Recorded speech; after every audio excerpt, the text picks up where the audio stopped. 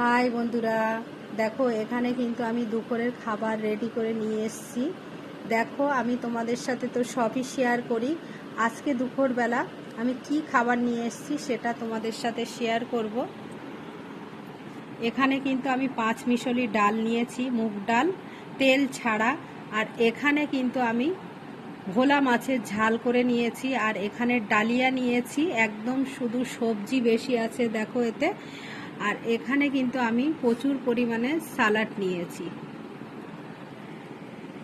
তোমরা খাবার আগে সবসময়ের জন্য খাবার আধা ঘন্টা আগে মিনিমাম 5টা পানি খেয়ে নেবে।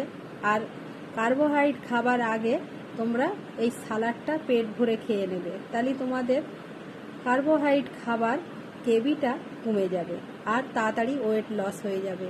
আমার ভিডিওটা কেমন হয়েছে একটা কমেন্ট, একটা লাইক, শেয়ার করে পাশে